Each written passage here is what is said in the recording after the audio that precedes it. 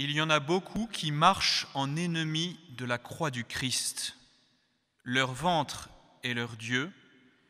Ils mettent leur gloire dans ce qui fait leur honte et ils n'ont de goût que pour les choses de la terre. Au nom du Père et du Fils et du Saint-Esprit, ainsi soit-il. Mes bien chers frères, l'Évangile d'aujourd'hui nous rapporte 2 miracles.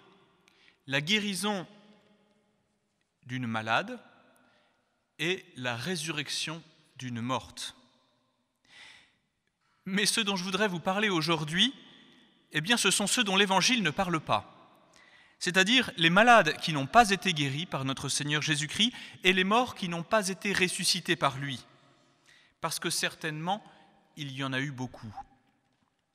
Quelle était la condition pour être miraculé, pour bénéficier d'un miracle de notre Seigneur Jésus-Christ?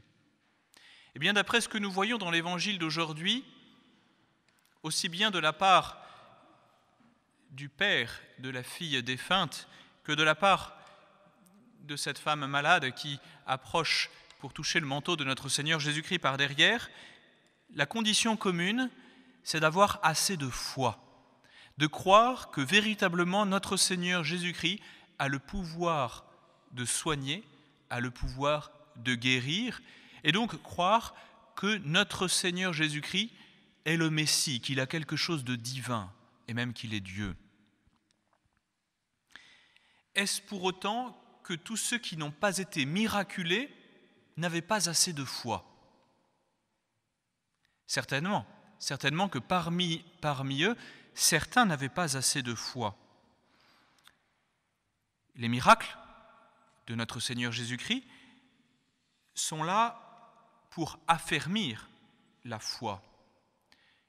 Et précisément, ceux qui ont déjà un début de foi, mais une foi qui peut être vacillante ou pas assez ferme, eh bien bénéficient de ces miracles. Et les miracles viennent conforter la foi de ceux qui en bénéficient et de l'assistance dans la divinité de notre Seigneur Jésus-Christ. Oui, mais notre Seigneur Jésus-Christ n'est pas venu seulement pour nous donner la foi. Il n'est pas venu seulement pour que nous croyions en sa divinité, mais il est venu pour fonder toute notre vie chrétienne. Et donc, parmi ceux qui n'ont pas été miraculés, eh bien, il y a certainement aussi ceux qui avaient assez de foi pour ne pas avoir besoin de miracles. Mais ceux qui avaient besoin de plus.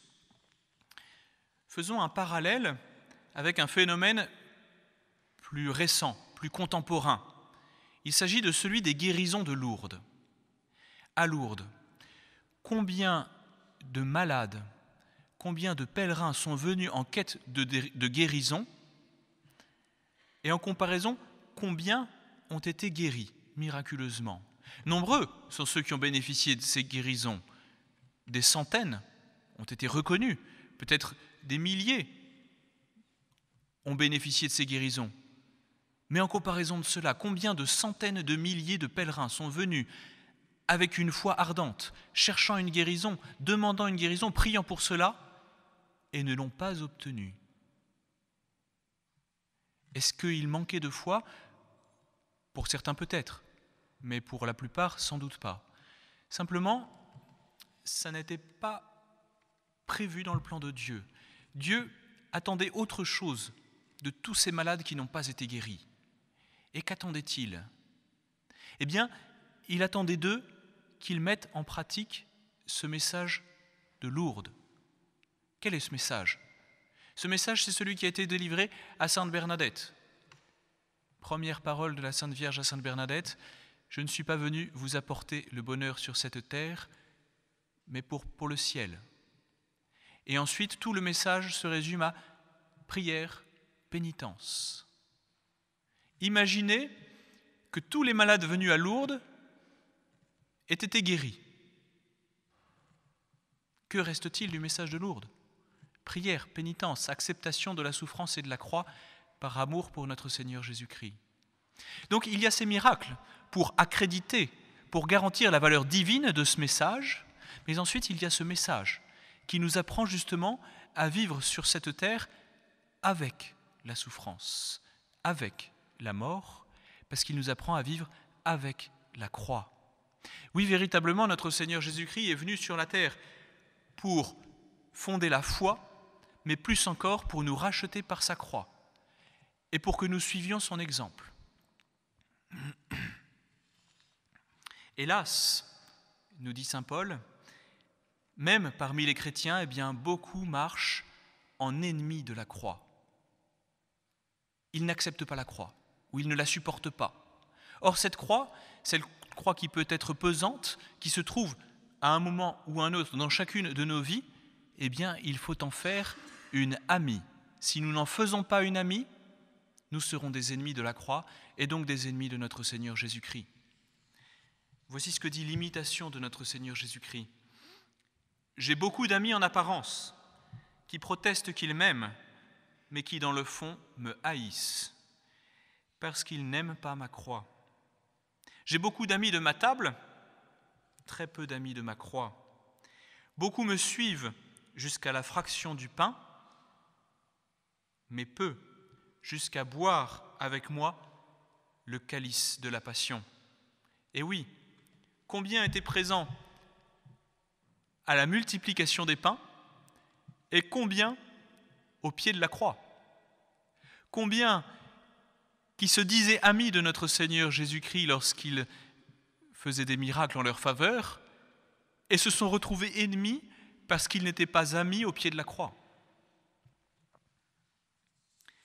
Alors, à nous de savoir, dans chacune de nos vies chrétiennes, reconnaître la croix, c'est-à-dire toutes ces petites souffrances, toutes ces épreuves qui viennent nous peser, et en faire une amie, pour être de vrais amis de la croix.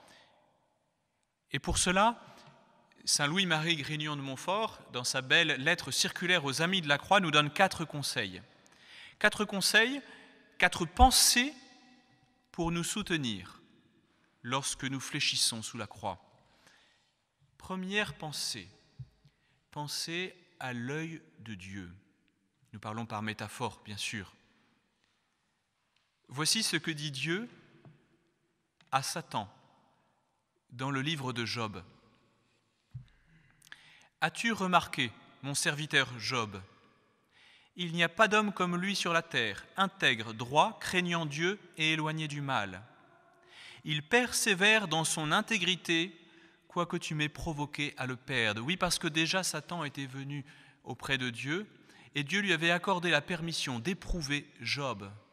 Et Dieu lui a accordé étonnamment cette permission. Pourquoi ?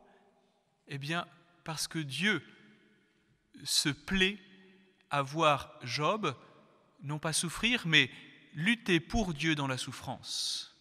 Alors lorsque nous aussi, nous plions sous la croix, pensons à cet œil de Dieu que nous ne sentons pas, que nous ne voyons pas, mais qui est bien là et qui trouve sa complaisance en nous voyant lutter pour lui. Ainsi, eh bien, Dieu peut renouveler ce qu'il disait de son propre Fils. En lui, j'ai mis toutes mes complaisances. Et cette parole, elle s'accomplit au plus haut point sur la croix. Deuxième pensée pour nous soutenir. Pensez à la main de Dieu. Là encore, nous parlons par métaphore. Saint Louis-Marie Grignion de Montfort nous dit « La main qui a touché Job rudement, eh bien, elle nous touche doucement par le petit mal qu'il nous fait. De la même main, il forme le jour et il forme la nuit. De la même main, il forme le soleil et il forme les ténèbres. De la même main, il forme le bien et le mal. Il permet les péchés qui sont commis et qui nous choquent. Il n'en fait pas la malice, bien sûr, mais il en permet l'action. C'est cette même main qui fait tout cela. D'une main, il nous soutient et de l'autre, il nous frappe. D'une main, nous mourons et de l'autre, nous ressuscitons. Et finalement, eh bien, c'est cette main qui semblait nous anéantir, qui, si nous savons en faire une amie, sera un échelon pour monter plus haut. Troisième pensée, pensez aux plaies, aux douleurs de notre Seigneur Jésus-Christ. Oui, répétons-nous, redisons-nous ces mots déjà prononcés par le prophète Jérémie, mais qui conviennent ô combien plus à notre Seigneur Jésus-Christ. Ô vous tous qui passez par le chemin, regardez et voyez s'il y a une douleur comparable à ma douleur. Il est innocent, et nous, d'une façon ou d'une autre, nous sommes coupables. Et pourtant, c'est à cause de nos péchés qu'il a été crucifié, et il ne nous en fait pas le moindre reproche. Il nous demande seulement de prendre une petite part à ses souffrances, lui qui a accompli l'essentiel. Et dernière pensée, pour nous soutenir dans l'effort, pour nous soutenir dans le port de la croix. Regardez en haut le ciel, qui est la récompense du bon larron qui a bien porté la croix, et en bas l'enfer, sanction du mauvais larron qui n'a pas su porter la croix, qui a gémi, qui s'est plaint et qui a rejeté cette croix. Et même s'il l'a rejetée, il a quand même été crucifié dessus. Alors que le bon larron, qui a su l'aimer, a fait de cette croix la porte du ciel. Alors mes bien chers frères, en réalité, ces 4 conseils très, très concrets que nous donne Saint Louis-Marie Grignion de Montfort, ils sont déjà tous dits, résumés, en une phrase très dense que nous pouvons maintenant mieux comprendre par saint Paul dans l'épître que nous avons entendu. Après avoir dit, en pleurant, qu'il y avait des ennemis de la croix, il nous dit, quant à nous, notre conversation est dans le ciel. Oui, chacune de ces 4 pensées, c'est cela, c'est notre conversation avec Dieu dans le ciel, c'est notre vie avec Dieu dans le ciel. Si véritablement notre vie est à ce niveau, cela ne supprimera pas la croix, mais nous saurons la porter par amour pour notre Seigneur Jésus-Christ, par amour pour Dieu. Nous saurons en faire une amie et un escabeau vers le ciel, au nom du Père et du Fils et du Saint-Esprit. Ainsi soit-il.